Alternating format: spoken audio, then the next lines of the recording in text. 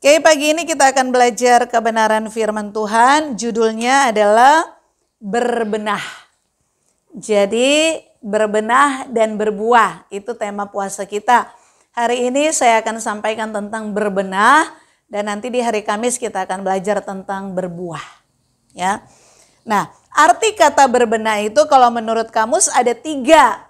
Yang pertama berkemas-kemas, yang kedua memberes-bereskan, yang ketiga merapikan. Saudara percaya rumah saudara ada di sorga? Amin.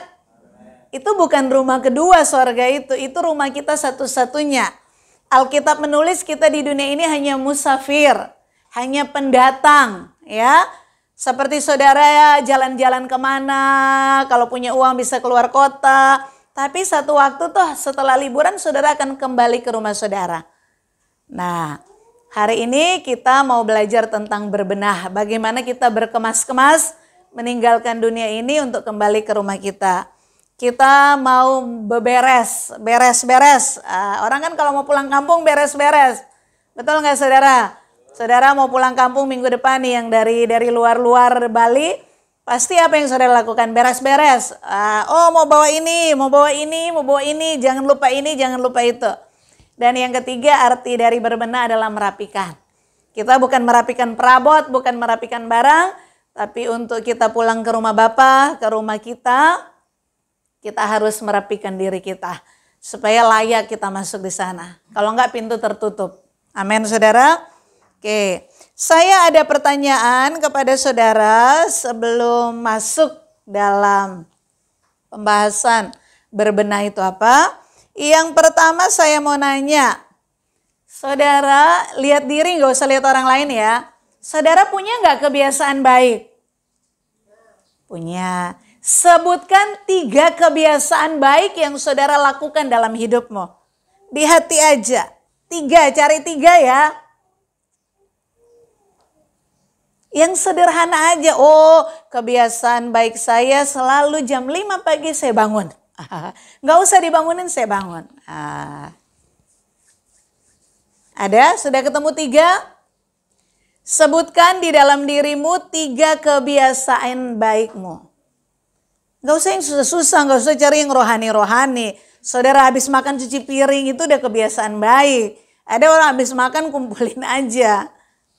Saudara nggak bisa lihat sampah, walaupun sampah itu bukan punya saudara, saudara ambil, itu udah kebiasaan baik. Karena ada orang jangankan sampah satu, udah numpuk dibiarin sama dia.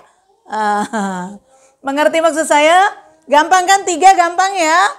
Sudah menemukan semua? Oke, yang kedua, sebutkan kebiasaan buruk saudara. Kan tadi kebiasaan baik, wah aku baik dong, sekarang buruk. Jujur sama diri sendirilah. Yang buruk apa? Ya nggak usah banyak, 3 aja. Yang paling di atas. Pokoknya kebiasaan buruk itu yang orang lain gak suka lah sama kita gara-gara kita itu melakukan itu. Atau kadang-kadang diri kita sendiri nggak mau, tapi karena udah jadi kebiasaan, sudah blunder di situ, kita juga nggak tahu bagaimana keluar dari situ. Sudah menyebutkan 3 yang baik, 3 yang buruk. Sudah ya? Saya mau nanya, yang buruk ini saudara mau berubah nggak? Yakin? Oke, kita belajar. Jadi nanti habis khotbah pulang dari rumah, saudara harus mulai tahap untuk berubah ya. Berubah tuh nggak mudah, berubah tuh proses ya. Tapi minimal ada kemauan dulu. Yang penting tahu dulu. Sudah ya? Mari kita sama-sama buka ayat di dalam Kolose pasal yang ketiga. Saya akan baca mulai ayat yang kelima, ayat 6, ayat 7, ayat 8, ayat 9. Ayat yang ke-10 kemudian saya akan lompat ayat yang ke-17. Sudah dapat semua? Kolose 3 ayat 5 mulai, karena itu matikanlah dalam dirimu segala sesuatu yang duniawi, yaitu percabulan, kenajisan, hawa nafsu, nafsu jahat, dan juga keserakahan yang sama dengan penyembahan berhala. Semuanya itu mendatangkan murka Allah, atas orang-orang durhaka. Dahulu kamu juga melakukan hal-hal itu ketika kamu hidup di dalamnya. Tetapi sekarang buanglah semuanya itu, yaitu marah, geram, kejahatan, fitnah, dan kata-kata kotor yang keluar dari mulutmu. Jangan lagi kamu saling mendustai, karena kamu telah menanggalkan manusia lama serta kelakuannya, dan telah mengenakan manusia baru yang terus-menerus diperbaharui untuk memperoleh pengetahuan yang benar menurut gambar kaliknya. Kita baca sama-sama ayat 17, 2, 3. Dan segala sesuatu yang kamu lakukan dengan perkataan atau perbuatan, lakukanlah semuanya itu dalam nama Tuhan Yesus sambil mengucap syukur oleh Dia kepada Allah Bapa kita. Amin. Saudara yang kekasih, minggu lalu saya sudah menyampaikan bahwa kita ini manusia adalah ciptaan. Dan kodrat sebagai ciptaan cuma satu, mengabdi. Kematian Tuhan Yesus di kayu salib membebaskan kita dari perbudakan dosa. Kita ada di dalam penjara dosa. Kita ada di dalam budak dosa, sebagai budak dosa. Yesus mati di kayu salib itu mengeluarkan kita dari perbudakan itu. Kita sekarang jadi orang bebas. Tidak menjadi hamba dosa lagi seharusnya. Tetapi pada waktu kita jadi orang bebas, kita harus ingat kembali bahwa kodrat manusia adalah mengabdi. Kodrat manusia itu menjadi pelayan, menjadi hamba. Jadi nggak mungkin dia benar-benar bebas. Nah makanya ada pilihan. Yesus sudah menyelamatkanmu, dosamu sudah diampuni. Sekarang dalam perjalanan hidupmu, kamu punya kesempatan untuk kembali menjadi budak dosa. Atau kamu masuk di dalam tawanan Tuhan, penjara Tuhan. Hidup melakukan kehendak Allah. Kamu menjadi budak, menjadi pelayan Allah. Kamu menjadi hamba Tuhan. Kamu hidup dalam kehendak Allah. Jadi Yesus bebaskan kita, nggak ada wilayah netral. Bukan berarti kita dalam keadaan bebas sepenuhnya, tidak. Kita tetap akan mengabdikan diri kita, entah kita sadar, entah kita tidak sadar. Makanya ada banyak orang Kristen kembali kepada menjadi budak dosa. Yang seharusnya kalau kita belajar firman, kita harus menjadi budak, kita harus melayani Tuhan sebagai bos, sebagai tuan, sebagai majikan kita. Karena untuk itulah Yesus mati. Karena Yesus sudah membayar kita, menebus kita, hidup kita adalah milik Tuhan. Seharusnya pada waktu kita masih hidup, kita hidup untuk Tuhan. Amin ya saudara. Nah Kolose pasal yang ketiga tadi dikatakan bahwa karena itu matikanlah dalam dirimu segala sesuatu yang duniawi. Karena semuanya itu ayat 6 katakan mendatangkan murka Allah. Dan segala sesuatu yang kamu lakukan dengan perkataan atau perbuatan, lakukanlah semuanya itu dalam nama Tuhan Yesus. Minggu lalu kita sudah belajar bahwa isi pikiran kita, apa yang kita ucapkan dan perbuatan, tindakan, tingkah laku kita setiap hari, itu kita sadar, kita tidak sadar adalah sebuah bentuk pelayanan. Kalau kita tidak hidup sesuai dengan kehendak Allah, berarti kita sedang melayani setan. Kalau pikiran kita tidak sesuai dengan pikiran Allah, berarti kita sedang melayani pikiran setan. Kalau ucapan kita tidak sesuai dengan kehendak Allah, berarti melalui mulut kita, kita sedang melayani iblis atau setan sebagai tuan kita. Mengerti sampai sini ya? Amin saudara? Oke. Nah, jadi pagi hari ini kita akan belajar tentang berbenah dalam hal kebiasaan. Makanya di awal tadi saya sudah tanya, saudara sebutkan 3 kebiasaan baikmu. Mau ada 10 silakan, gak apa-apa, lebih banyak lebih bagus. Tetapi jangan lupa jujur bahwa saudara dan saya pasti punya kebiasaan buruk. Sebutkan, gak usah banyak-banyak, 3 aja. yang paling top. Urutan 1, urutan 2, urutan 3. Nah, kenapa kita harus berbenah dalam hidup ini? Karena di awal saya katakan bahwa satu waktu kita akan pulang. Satu waktu saudara dan saya akan mati. Masalahnya kita mau pulang kemana? Kalau kita mau pulang ke rumah Bapa kita, ada catatan. Selama kita hidup, kita harus mengabdikan diri kita untuk melayani Tuhan. Artinya kita harus hidup seturut kehendak Allah. Dan jadi catatan apakah saya sudah hidup menurut kehendak Allah atau tidak? Sederhana. Lihat kebiasaan hidupmu setiap hari. Kalau kebiasaan baik sesuai kehendak Allah ya ditingkatkan. Kalau ada kebiasaan-kebiasaan buruk yang kita tahu itu salah, tapi karena sudah jadi kebiasaan mau keluar dari situ tidak mudah, ya kita berbenah. Makanya judulnya berbenah. Berbenah dalam hal kebiasaan. Supaya kalau saudara mati, saya mati, masuk pengadilan Tuhan, kita layak menerima upah sesuai yang kita inginkan. Sesuai yang kita harapkan. Yaitu tinggal bersama Tuhan di langit baru, bumi baru. Amin saudara.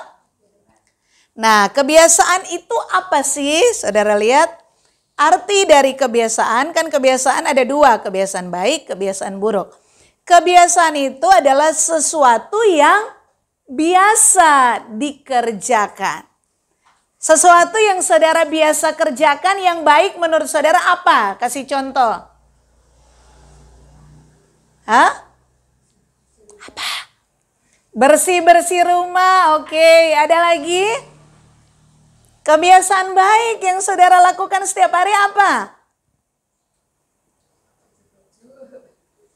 Nyuci baju sendiri. Gak usah pikir yang jauh-jauh, yang mudah loh saudara. Karena saudara sudah jadi kebiasaan, saudara anggap itu bukan kelebihan. Betul gak saudara? Tapi nanti dibandingkan kalau kita nih mau diskusi, sebutkan kekurangan-kekurangan. Yang saudara anggap biasa kamu lakukan, itu saudara anggap bukan hal yang baik. Ternyata itu keburukan orang. Karena dia gak melakukan itu, hal-hal sederhana. Mengerti ya? Cuma kan kita gak punya waktu untuk diskusi. Nah, sesuatu yang biasa dikerjakan, hal yang baik kalau kita belajar di Alkitab, ada satu tokoh namanya Daniel. Tahu Daniel ya? Alkitab berkata Daniel itu pada waktu ada pengumuman dari raja untuk menyembah patung, dia tetap berdoa. 1 hari 3 kali dia berdoa. Bukan doa bukan doa sarapan, doa makan siang. Enggak loh saudara. Karena di situ ditulis dia memuji Allahnya, dia menyembah Allah. Kan enggak ada orang mau doa makan. Kita nyanyi dulu Bapak terima kasih 3 kali. Kemudian kita menyembah baru amin boleh makan ya anak-anak. Kan enggak ada begitu. Artinya Daniel benar-benar memberikan waktu berdoa. Dan Alkitab tulis seperti yang biasa dia lakukan. 3 hari 1 kali. Saudara makan 3 hari 1 kali itu kebiasaan. Betul gak saudara? Kalau lagi sakit minum obat 3 kali sehari itu biasa. Tapi belajar sama Daniel. 3 kali sehari dia mencari Tuhan. Dan bukan sekadar mencari. Dia menyanyi, dia menyembah, dia memuji Allahnya. Walaupun ada larangan. Tapi dia tetap melakukan. Kenapa? Karena udah kebiasaan. Nah, arti dari kebiasaan yang kedua adalah pola untuk melakukan tanggapan. Tanggapan itu seperti reaksi terhadap situasi tertentu yang dipelajari oleh seseorang individu dan yang dilakukannya secara berulang untuk hal yang sama. Jadi kebiasaan itu bukan hanya apa yang kita lakukan tiap hari. Oh, bersih-bersih rumah. Oh, bangun jam 7. Oh, kalau makan dicuci piring. Oh, seperti Daniel sehari 3 kali berdoa. Bukan hanya tindakan-tindakan seperti itu. Tetapi yang disebut kebiasaan adalah reaksi kita. Ketika di PHK, ketika istrimu marah-marah, ketika suami pulang kerja nggak bawa uang. Setiap hari pulang kerja nggak bawa uang. Reaksi saudara yang sama setiap hari itu menjadi kebiasaan. Contohnya bangsa Israel. Waktu bangsa Israel dari tanah Mesir dibebaskan oleh Allah dalam pimpinan Musa, mereka akan berjalan menuju tanah perjanjian, yaitu tanah Kanaan. Nah, saudara tahu apa yang terjadi dalam perjalanan mereka selama 40 tahun? Mereka ada di padang gurun. Begitu mereka keluar dari Mesir, wow, itu sesuatu yang menakjubkan. Mereka melihat tulah, air menjadi darah. Ya, ada 10 tulah, yang terakhir itu anak sulung mati. Anak binatang, anak manusia, meninggal semua. Tetapi orang-orang Israel yang rumahnya ada darah, dibikin kayak tanda salib, dilewati oleh malaikat maut. Wah, luar biasa.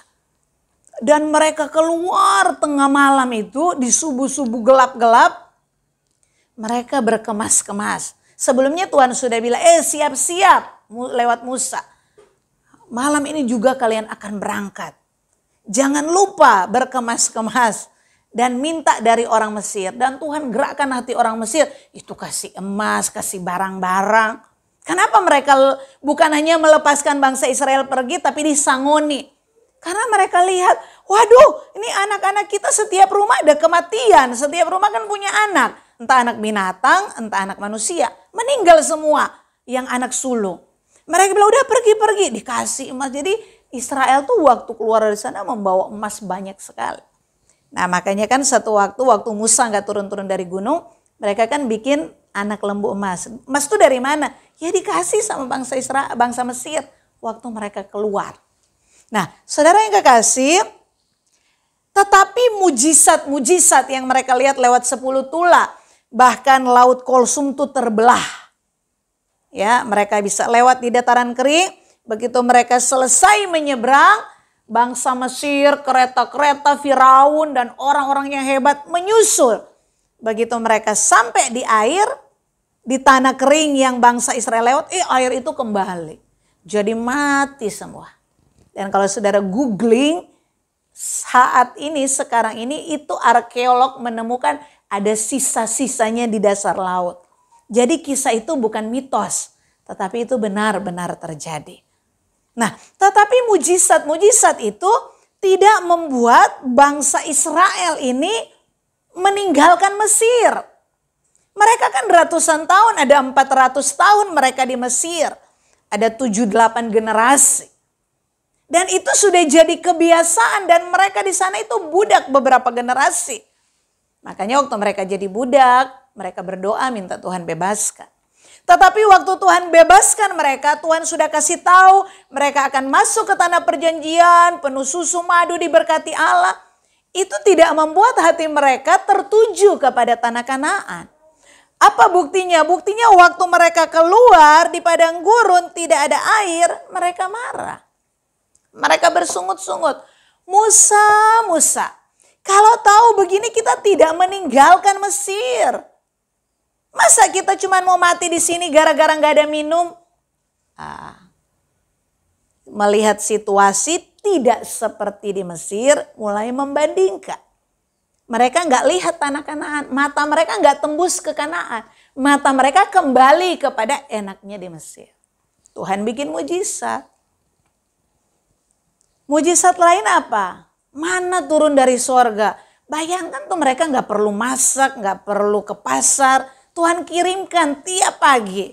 Sebelum mereka bangun sudah jatuh, mereka bangun tinggal ambil itu. Itu pun sekian lama makan itu mereka bersungut-sungut lagi. Musa, Musa.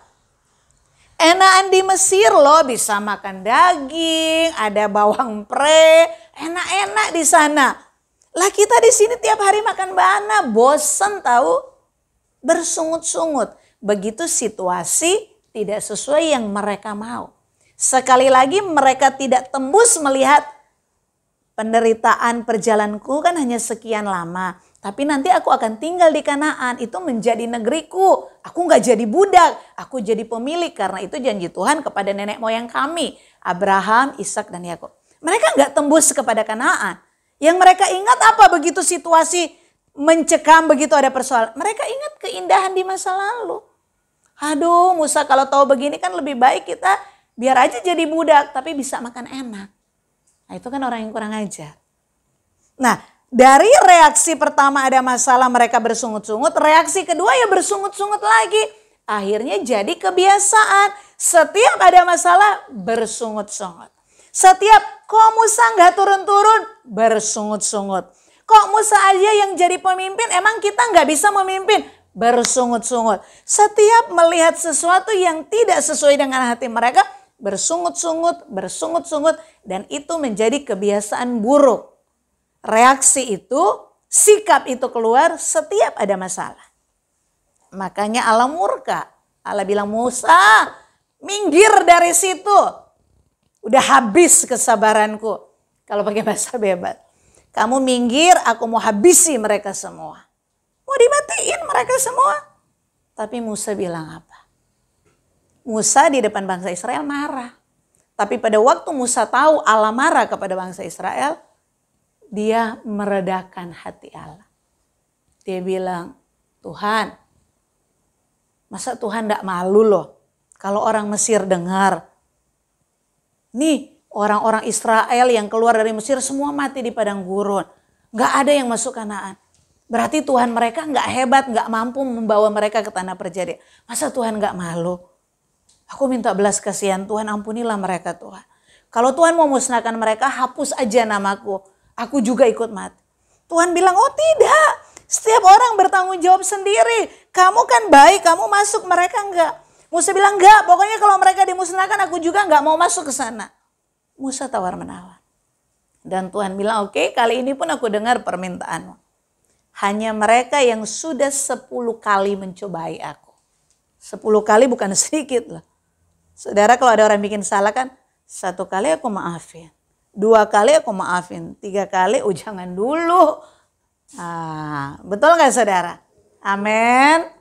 4 kali apalagi. 5 kali, belum tahu siapa saya ya. Tetapi Tuhan kasih kesempatan 10 kali. 10 kali itu siapa?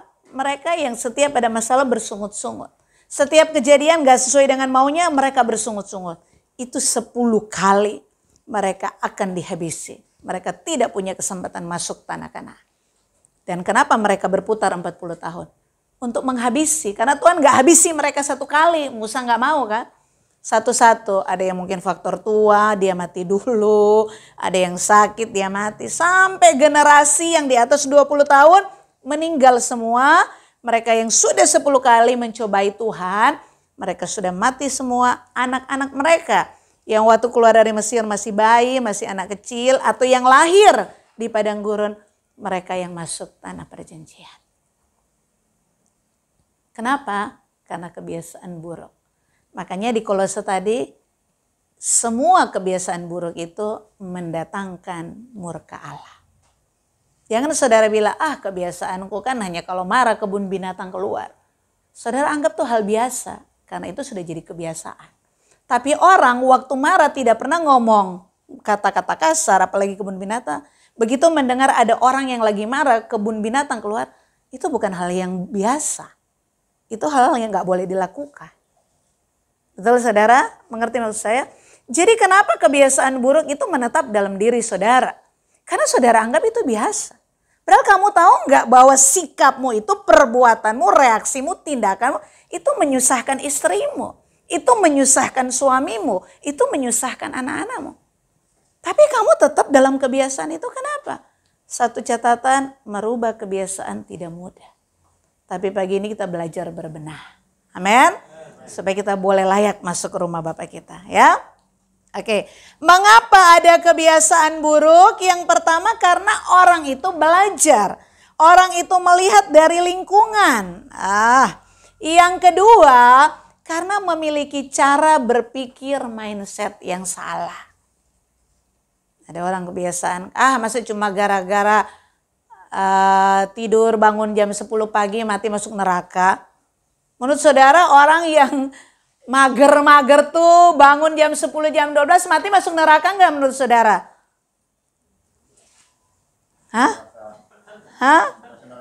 Masuk neraka enggak menurut saudara? Kalau yang bangun jam 5 bilang masuk neraka itu. Karena bagi yang biasa bangun jam 5 normal. Tapi yang bagi biasa bangun setiap hari jam 12, Terus malamnya kenapa? Bukan kerja leha-leha, nonton film drama Korea sampai 30 episode. Bangun siang, nggak kerja, nggak ngapa-ngapain, kepala pusing, tidur lagi. Ya. Ini jadi kebiasaan, betul nggak saudara? Nah kebiasaan seperti itu bawa saudara ke surga apa ke neraka? Maksud saya begini loh. Ada banyak orang berpikir sorga neraka itu, oh kalau pembunuh nggak masuk sorga. Oh kalau pesina nggak masuk sorga. Kita lupa bahwa hal-hal yang kecil yang disebut kebiasaan dan kebiasaan buruk, itu bisa saudara mendatangkan murka Allah. Kan tadi Kolose 3 ayat 6. Artinya kalau saudara dapat murka Allah kemana saudara? Ya ke neraka lah. Masa Allah dalam murkanya bawa saudara ke sorga? Allah lagi tutup mata itu. Nah, kebiasaan buruk itu bisa juga karena iseng atau coba-coba. Ada kan orang coba-coba. Anak-anak muda, ngerokok tuh gimana sih? Pornografi tuh gimana sih? Iseng-iseng. Cuma dari iseng loh. Jadi kebiasaan. Tetapi yang keempat, kebiasaan buruk juga itu pertama muncul karena salah meresponi persoalan. Kayak bangsa Israel kan. Begitu ada masalah, mereka bersungut-sungut. Itu respon yang salah. Waktu saudara ada persoalan, saudara marah, bersungut-sungut, cari kambing hitam. Kalau saudara tidak tahu itu kesalahan, besok kamu ada persoalan, ada masalah lagi, reaksimu pasti sama. Cari kambing hitam. Gara-gara siapa ini? Saudara akan menyalahkan orang. Dan saudara akan bersungut-sungut. Dan begitu ada masalah yang ketiga lagi, reaksimu sama. Sampai itu jadi karaktermu. Mengerti? Jadi kebiasaan itu bukan sesuatu yang terjadi tiba-tiba. Kebiasaan itu sesuatu yang dilakukan lagi, dilakukan lagi, dilakukan lagi. Contohnya, anak baru lahir tahu nggak dia kalau mau tidur malam gosok gigi? Dia nggak tahu. Tahu nggak dia malam harus berdoa? Dia nggak tahu. Tapi orang tua ngajar. Nak sebelum tidur gosok gigi dulu. Besok mau tidur nggak gosok gigi? Nak sebelum tidur gosok gigi. Setiap hari diingatin sampai orang tua nggak usah ngomong, anak tuh sudah otomatis sebelum tidur aku harus gosok gigi, aku harus berdoa. Jadi kebiasaan. Tapi untuk membentuk kebiasaan kan nggak dalam sehari. Mengerti maksud saya? Untuk bisa berdoa 3 hari sekali seperti Daniel itu nggak simsalabim saudara. Itu hal yang dilakukan hari ini dia berdoa, besok dia doa lagi, besok dia doa lagi. Makanya kan ada orang yang bilang begini, kalau mau punya kebiasaan yang baik, lakukan kebiasaan itu secara berulang-ulang selama ada yang bilang 21 hari, tidak boleh bolong. Ada yang bilang 30 hari, tidak boleh bolong. Ada yang bilang 40 hari, tidak boleh bolong. Kalau saudara lakukan itu setiap hari, misalnya sebelum tidur saya harus minum air hangat 1 gelas, contoh. Hari ini saudara minum, besok lupa. Nggak boleh. Hari ketiga hitung. Pokoknya hari pertama minum air hangat. Hari kedua itu tidak boleh putus sampai 21 hari. Sampai atau 30. Kalau saya sih 40 hari. Kadang orang 21 hari balik lagi. 40 hari kalau mau aman 2 bulan. Tidak boleh ada bolong. Jadi hari ke-7 saudara bolong. Saudara harus hari ke-8 hitung hari pertama. Kayak orang kalau TBC itu kan minum obat 6 bulan kan. Itu dia bolong 1 hari itu dihitung 0 lagi itu. Sama dengan itu. Kalau saudara melakukan satu tindakan atau satu reaksi hari ini A, besok A. Terus sampai lebih 40 hari. Saudara merem, saudara akan melakukan itu. Kalau saudara nggak melakukan, nggak minum air hangat sebelum tidur, ada yang kurang. Sudah tidur mimpi pun bangun lagi. Kenapa? Ada yang kurang, belum minum. Karena sudah jadi kebiasaan. Saya dengar dulu ada seorang kepala bank, teman suami saya. Dia bilang, Pak, saya itu pergi kerja dari daerah sini ke Denpasar sana. Waktu pulang migrennya, tahu migren ya? Migren dan benar-benar kambuh gitu loh. Saudara tahu, dia sampai muter, nggak bisa ngendaliin sakit. Rumahnya Denpasar dia bisa muter ke Gatsu, kemana-mana. Tapi dia bisa sampai ke rumahnya. Kenapa? Karena setiap hari dia kerja, pergi pulang ke rumahnya itu. Jadi walaupun dia putar ke Gatsu Timur kemana, tetap dia balik ke rumahnya. Dia gak konsentrasi di jalan. Dia bilang saya gak nabrak orang aja udah syukur. Dan bisa sampai rumah. Mengerti maksud saya? Kalau saudara tahu ini rumah saudara, saudara akan pulang ke situ. Kenapa? Karena sudah jadi kebiasaan. Saudara pergi kerja, keluar dari situ, saudara akan pulang ke situ setiap hari. Jadi kalau saudara mau jalan kemana, kayak Yani rumahnya di Tabanan. Dia mau ke Pasar Badung kek, dia mau main ke rumah Bang Carlos kek, kemana, tetap dia akan pulang ke situ. Dan pulang itu kadang kita sudah sambil ngobrol, ada orang sambil pegang HP, tetap aja bisa, betul nggak saudara? Saudara kan pulang tuh nggak perlu, belok kanan, nanti belok kiri, nggak perlu apa tuh bahasa Jawa tuh, nggak perlu melototi jalan. Sudah natural, betul nggak? Paling kalau benar-benar asik telepon, gangnya kelewat dikit ya tinggal mundur. Amin saudara. Jadi ini penyebabnya ya, dan semua orang punya kebiasaan buruk. Saudara nanti pulang di rumah cari kebiasaan burukmu apa dan penyebabnya itu apa? Jangan cari biang kerok, jangan cari kambing itu. Gara-gara mak saya, gara-gara oma saya, gara-gara istri saya, gara-gara suami. Jangan. Cuman cari tahu aja, terus berbenah diri. Ya. Oke. Nah, cara mengubah kebiasaan buruk. Saudara mau berubah kan? Mau berbenah ya? Kalau enggak mati masuk. Oke. Jadi apapun, sekecil apapun kan kita udah belajar. Baik kamu makan, baik kamu minum, lakukan untuk Tuhan. Pikiranmu aja salah, itu masuk neraka loh. Apalagi kebiasaan tuh tindakan, ucapan. Yang orang bisa dengar, orang bisa nilai. Apalagi itu. Jadi jangan dikira yang masuk neraka tuh yang pencuri, pembunuh, pesina, ya, penyembah berhala. Kebiasaan burukmu yang kamu sudah tahu itu buruk. Tapi kamu tidak berubah, kamu mati mendapat murka Allah. Bilang amin. Haleluya. Yang pertama, agak kecil ya. Bagaimana merubah kebiasaan buruk? Yang pertama mencari kebiasaan buruk apa saja. Tulis. 1, suka bohong. 2, suka ngutit. Ngutit itu apa? Yang kedua, merenungkan. Saudara misalnya suka bohong. Saudara renungkan yang kedua. Untuk sekarang, untuk nanti. Kalau aku punya kebiasaan bohong ini aku nggak berubah. Nanti efeknya apa? Dengan orang-orang sekitar. Yang kedua, kalau aku mati itu kemana gitu loh. Yang ketiga, komitmen. Komitmennya apa? Saya mau berubah. Karena saudara tahu itu kebiasaan buruk kan. Dan yang keempat harus tekun. Berubah aja niat, berubah. Di gereja semua orang punya niat berubah. Semua kita punya niat berubah, amin. Tapi apakah keluar gereja saudara benar berubah? Itu perlu komitmen dan ketekunan. Jangan sekeluar gereja ambiar semuanya. Nanti masuk gereja seperti HP yang di-charge, full baterai. Wah, begitu keluar gereja low baterai, low firman. Balik lagi ke dosa. Nah, jadi 2M, 2K. M yang pertama mencari, yang kedua merenungkan, yang ketiga komitmen, 2K komitmen ketekunan. Cari apa kekuranganku, yang kedua renungkan. Kalau aku tetap begini apa sih akibatnya? Yang ketiga komitmen. Oh ya ini salah, aku mau berubah. Itu komitmen dulu. Baru yang ketiga komitmen itu diikuti oleh ketekunan. Karena komitmen aja nggak membawa saudara kepada perubahan. Harus ada ketekunan, tekun. Ya, saya kasih contoh nanti saudara uraikan di rumah masing-masing ya kebiasaan saudara. Saya kasih contoh, cari misalnya bohong. Ada yang suka bohong sini? Ada yang malam tidur gelisah. Kenapa saya gelisah? Hari ini saya tidak berbohong. Ada yang kurang dalam diri saya. Ada loh yang seperti begitu. Kan ada orang kan yang ekstrim. Kalau kamu bohong, tampar pipimu, tampar lagi. Tetap aja dia lama-lama tampar tuh tadinya sakit. Lama-lama jadi kebiasaan. Biasa. Makanya ini caranya. Pertama yang suka bohong. Yang kedua renungkan, jika saya terus berbohong begini. Kan dampaknya orang pasti gak percaya sama saya. Yang kedua kalau saya bohong terus saya mati masuk neraka. Betul gak saudara? Lah sekarang saudara mau gak mati masuk neraka?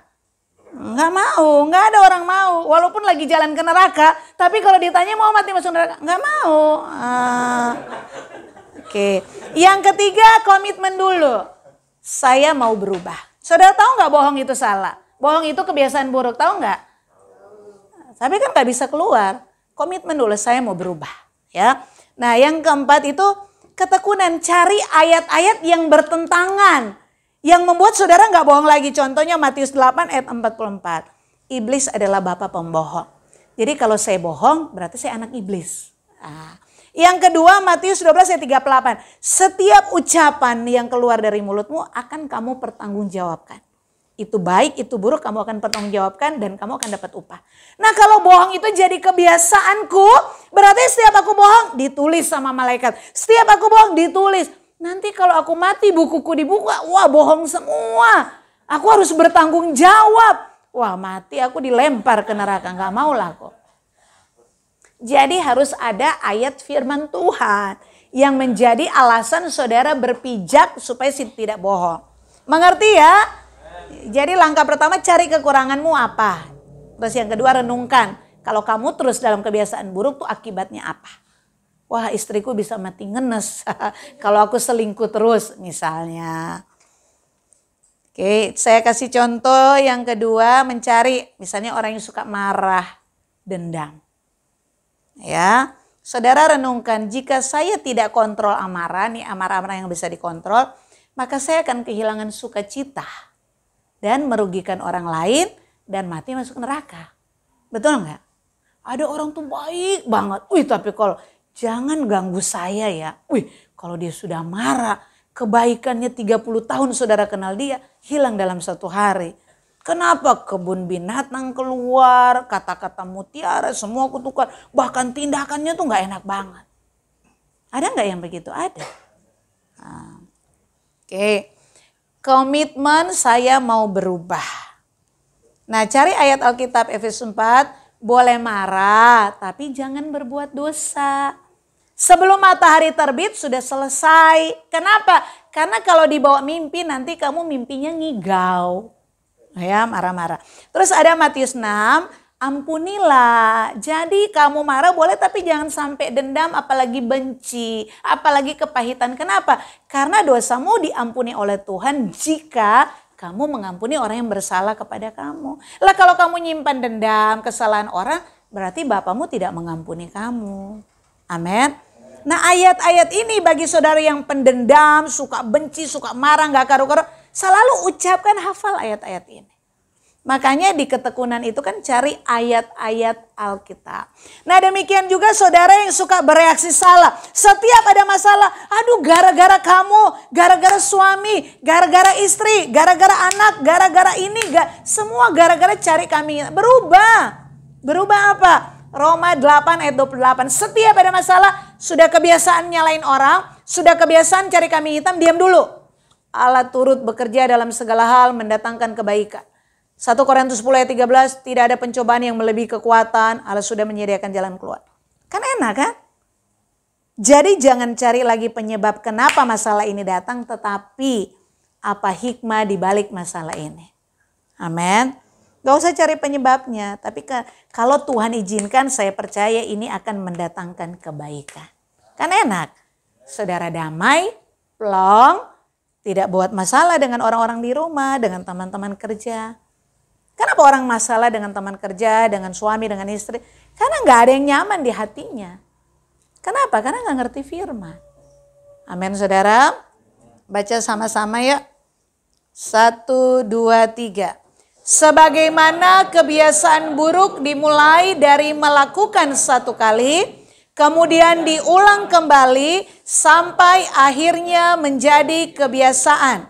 Demikian juga untuk memiliki kebiasaan baik harus dimulai dari satu kali dan diulang secara konsisten sampai menjadi kebiasaan baik. Saudara pengen baca Alkitab masih bolong-bolong?